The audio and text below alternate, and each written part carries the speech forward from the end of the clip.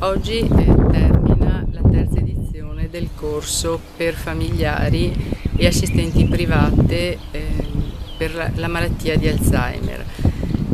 È la filosofia dell'amministrazione IRE ha portato ormai da diversi anni a sviluppare una serie di servizi per questa patologia. Possiamo ricordare già nel 2000 con l'apertura del primo centro diurno per malati di Alzheimer a Venezia.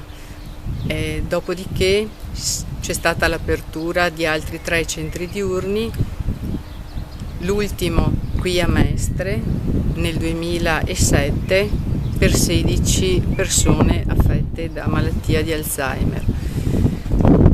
I centri diurni sono solo uno dei tasselli dell'assistenza che viene data a queste persone, perché il tutto è integrato da una serie di servizi tipo l'assistenza domiciliare finalizzata e il punto d'ascolto, servizi che portano un supporto alle famiglie che vivono nella solitudine il più delle volte questa malattia.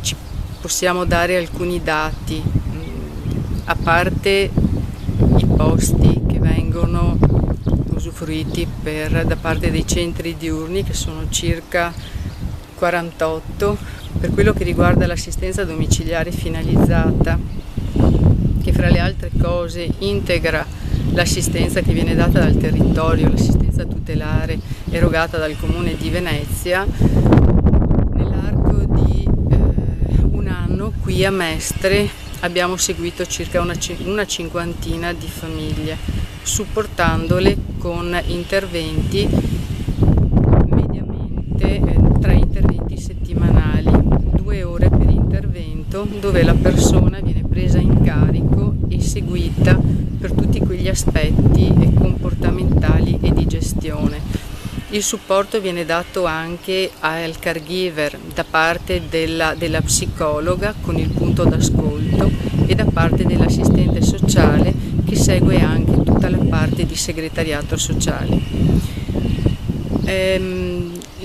Abbiamo soprattutto qui a Mestre, che è una realtà naturalmente diversa da Venezia. Venezia continua ad essere una città estremamente chiusa, dove le caratteristiche anche delle famiglie è più chiusa, più isolata, più pudica. Qui a Mestre la risposta a questo servizio è stata notevole. Abbiamo già una lista d'attesa e con 2 operatori soli effettivamente non riusciamo a seguire anche tutto il territorio, ma ci stiamo limitando al centro di Mestre e le zone limitrofe alla